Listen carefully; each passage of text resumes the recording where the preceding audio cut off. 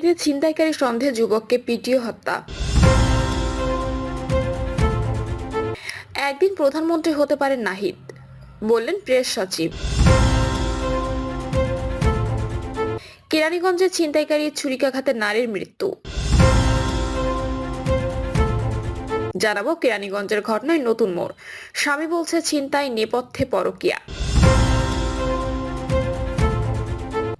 এবং সর্বশেষ জানাবে বিডিআর হত্যাকাণ্ডের পরিকল্পিত শক্তি ভারত, বললেন ডক্টর তাহের। শুনছিলেন সংবাদ শিরোনাম, এবারে বিস্তারিত। টঙ্গীতে ছিনতাইকারী সন্দেহ যুবককে পিটিয়ে হত্যা। গাজীপুরে টঙ্গীতে ছিনতাইকারী সন্দেহে পিটুনিতে এক যুবকের মৃত্যু হয়েছে। রাত 10:30টার দিকে টঙ্গীর স্টেশন রোড এলাকায় ঢাকা ময়মনসিংহ মহাসড়কে এ ঘটনা ঘটে। প্রাথমিকভাবে নিহত ওই যুবকের নাম ঠিকানা জানাতে পারেনি পুলিশ। পুলিশের স্থানীয় সূত্রে জানা গেছে, মঙ্গলবার রাত 8:30টার দিকে স্টেশন রোড এলাকায় এক পথচারীর মুঠোফোন ছিনিয়ে নেওয়ার চেষ্টা করেছিলেন ওই যুবক। এ সময় স্থানীয় কয়েক ব্যক্তি তাকে ধরে ফেলেন। পরে তাকে স্টেশন রোড সংলগ্ন একটি ফাঁকা জায়গায় নিয়ে পিটুনি দেন উপস্থিত লোকজন। এ সময় ওই যুবকের শরীর নিস্তেজ হয়ে পড়ে। পরে টঙ্গী পূর্ব থানার পুলিশ রাত 10:30টার দিকে আহত যুবককে উদ্ধার করে টঙ্গী শহীদ আহসানুল্লাহ মাস্টার জেনারেল হাসপাতালে নিয়ে যায়। সেখানে কর্তব্যরত চিকিৎসক তাকে মৃত ঘোষণা করেন। টঙ্গী পূর্ব থানার উপপরিদর্শক মোহাম্মদ ইহতেশাম বলেন, খবর পেয়ে রাত 10:30টার দিকে ঘটনাস্থল থেকে ওই যুবককে উদ্ধার করে হাসপাতালে নিয়ে আসেন। তখন কর্তব্যরত চিকিৎসক তাকে মৃত ঘোষণা করেন। মূলত ছিনতাইয়ের অভিযোগে স্থানীয় লোকজন তাকে পিটুনি দিয়েছেন। তবে এখনো তার পরিচয় নিশ্চিত হওয়া যায়নি। এ ব্যাপারে আইনি প্রক্রিয়া চলমান। একদিন প্রধানমন্ত্রী হতে পারেন নাহিদ, বললেন প্রেস সচিব। অন্তর্বর্তী সরকারের সদ্য সাবেক তথ্য উপদেষ্টা নাহিদ ইসলাম একদিন দেশের প্রধানমন্ত্রী হতে পারেন বলে জানিয়েছেন প্রধান উপদেষ্টা প্রেস সচিব শফিকুল আলম। ফেসবুক বার্তায় প্রেস সচিব জানান, দেশের সাম্প্রতিক সময়ের অন্যতম তীক্ষ্ণ রাজনৈতিক ব্যক্তিত্ব নাহিদ ইসলাম। তার বয়স মাত্র 26 এবং এরই মধ্যে তিনি একজন নৃশংস নৈরশাসকের বিরুদ্ধে একটি বড় বিদ্রোহের নেতৃত্ব দিয়েছেন। তিনি দেশের রাজনীতির অঙ্গনে আরও কয়েক বছর বড় বৈশিষ্ট্য হয়ে থাকবেন। পোস্টের সবশেষে তিনি লিখেছেন, একদিন সে দেশের প্রধানমন্ত্রী হতেও পারেন। এর আগে অন্তর্বর্তী সরকারের উপদেষ্টার পদ থেকে পদত্যাগ করেন মোহাম্মদ নাহিদ ইসলাম। নাহিদ ইসলাম অন্তর্বর্তী সরকারের তথ্য ও সম্প্রচার মন্ত্রণালয় এবং ডাক, টেলিযোগাযোগ ও তথ্য প্রযুক্তি মন্ত্রণালয়ের উপদেষ্টার দায়িত্ব পালন করেছিলেন।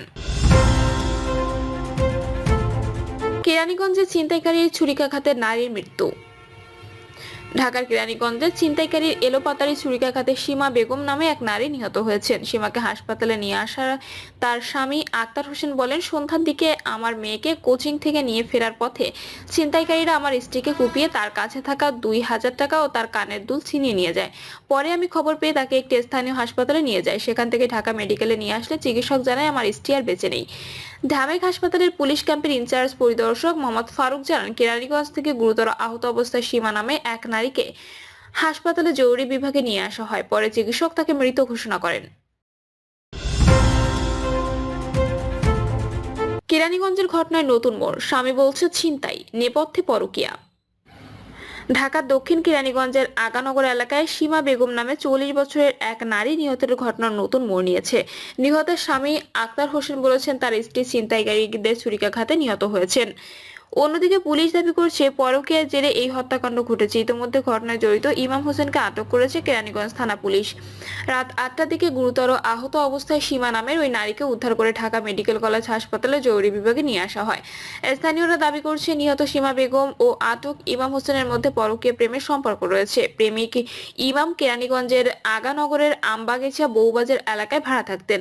তার প্রেমিকা সীমা আক্তার আগানগর ছোট মসজিদ এলাকায় ভাড়া থাকেন। পরকীয় সম্পর্কের জের ধরে সন্ধ্যায় সীমা ইমামের ভাড়া বাড়িতে দেখা করতে আসেন। এ সময় তাদের মধ্যে কথা কাটাকাটি হয়। এক পর্যায়ে ইমাম সীমাকে কুপিয়ে জখম করে। তখন সীমা চিৎকার করলে আশপাশের লোকজন ইমামকে গণপিটুনি দিয়ে পুলিশে সোপর্দ করে। সীমাকে হাসপাতালে নিয়ে আসা স্বামী আক্তার হোসেন বলেন, আমি কাজে ছিলাম। ঘটনার খবর পেয়ে ওই বাসার দিকে রওনা হয়। সে বাসায় ঘটনাটি ঘটেছে সেটি আমার বাসা থেকে 3-4 মিনিটের দূরে। সেখানে গিয়ে আমার স্ত্রীকে রক্তাক্ত অবস্থায় দেখতে পাই। পরে আশপাশের লোকজন আমাকে জানায় ছিনতাইয়ের ঘটনা ঘটেছে। পরে ওই রক্তাক্ত অবস্থায় তাকে উদ্ধার করে ঢাকা মেডিকেলে নিয়ে এলে পেলে চিকিৎসক আমার স্ত্রীকে মৃত ঘোষণা করেন। পরকীয়ার বিষয়ে জানতে চাইলে তিনি বলেন, আমি ইমাম নামে কাউকে চিনি না, আমার স্ত্রী পরকীয়া করতো এমন বিষয়ে আমি কিছু জানি না। আমি এখনো পর্যন্ত জানি এটা ছিনতাইয়ের ঘটনা, ছিনতাইকারী আমার স্ত্রীকে হত্যা করেছে। আমার মেয়েকে কোচিং থেকে নিয়ে ফেরার পথে এই ঘটনা ঘটেছে। আমার 16 বছরের একটি ছেলে, 12 বছরের একটি ছেলে ও 7 বছরের একটি মেয়ে রয়েছে।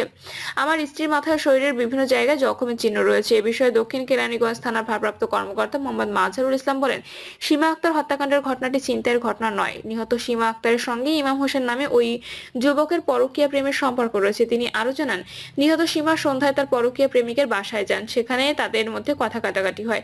এক পর্যায়ে ইমাম হোসেন তাকে কুপিয়ে জখম করে। পরে অভিযুক্তকে লোকজন ধরে পুলিশে সোপর্দ করে।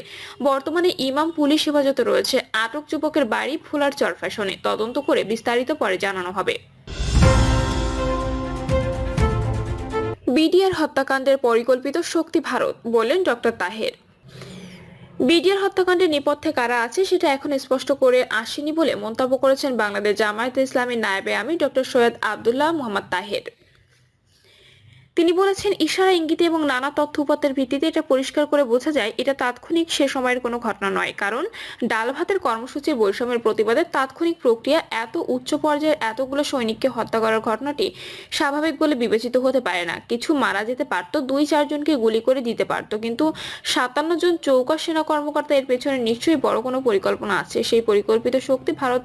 পরিষ্কার করে বলতে চাই, এই ঘটনায় ভারত জড়িত। আব্দুল্লাহ মোহাম্মদ তাহের বলেন, ভারতের এই দেশীয় যে সংস্করণ, ভারতীয় বাংলাদেশ এজেন্ট বললে কভার হয় না। ভারতীয় এখানকার যে প্রক্সি, তাদের মাধ্যমে এটা বাস্তবায়ন করা হয়েছে। এর কারণ উদ্দেশ্য না বললেও আমরা জানি। এখন আমরা যেটা মনে করি যে স্বাধীন তদন্ত কমিশন গঠন হয়েছে, সেটা যে চেয়ারম্যান তিনি ওয়াদা করেছেন যে তিনি যথাযথভাবে সত্য উদ্ঘাটন করবেন এবং সঠিক তথ্যের মাধ্যমে দোষীদের যার যতটুকু দোষ আছে সেভাবে সঠিক বিচার উনি করবেন। আমরা চাই তার বক্তব্য সত্য প্রমাণিত হোক। তবে একটি কথা দাবি করি, এটার জন্য আর সময় নেওয়ার কোনো সুযোগ নেই। পজিটিভ পলিটিক্স করতে হবে। মন্তব্য করে তিনি বলেন, জামায়াত ইসলামের জন্য না, দেশের জন্য আজ আমাদের পরিবর্তন দরকার। এদেশে পরিবর্তন আনতে হবে এবং সেটা পজিটিভ পলিটিক্স। অন্যকে গালি দিয়ে রাজনীতিতে মানুষের হৃদয় অর্জন করা যায় না। রাজনীতি একটা উন্নত মানের কাজ। এখানে গালি আসবে কেন? মিথ্যাচার আসবে কেন? এখানে কারো দাবি আদায়ের জন্য হিংস্রতর শক্তির প্রয়োগ হবে কেন? এইসব জিনিসই আজ বাংলাদেশের প্রধান সমস্যা। সবাইকে আহ্বান জানাবো এগুলো পরিহার করার জন্য। ঐক্যের বিকল্প নেই উল্লেখ করে জামায়াতের নেতা বলেন, 6 মাসের ব্যবধানে এখন আবার মনে হচ্ছে আজকে আমরা যে দ্বিতীয় স্বাধীনতা পেয়েছি, সেই স্বাধীনতার আকাশে দুর্যোগের ঘনঘটা। আমরা মনে করি বাংলাদেশ যদি আজ সঠিক লক্ষ্যের দিকে আগাতে হয় তাহলে ঐক্যের কোনো বিকল্প নেই। তিনি বলেন, আমরা মনে করি বাংলাদেশের সব মানুষের রাজনীতি করার অধিকার আছে। আজ একটা নতুন দল আত্মপ্রকাশ করছে বলে আমরা শুনেছি, তাদেরকে অভিনন্দন জানাই। চরিত্রবান, দেশপ্রেমিক, আত্মত্যাগী, সাহসী নেতৃত্ব প্রয়োজন উল্লেখ করে তিনি বলেন, বাংলাদেশের জন্য স্বাধীনতা, স্বার্থে ও সার্বভৌমত্ব, কার্যকর গণতন্ত্র, সুস্থ ও অংশগ্রহণমূলক নির্বাচন, প্রবাদ নির্বাচন, দুর্নীতিমুক্ত বাংলাদেশ ও নৈতিকতা ও আলোকিত সমাজ গঠনের প্রক্রিয়া, এই 6টি বিষয় প্রয়োজন। এই 6টি বিষয় নিয়ে কারো দ্বিমত করার কোনো সুযোগ নেই।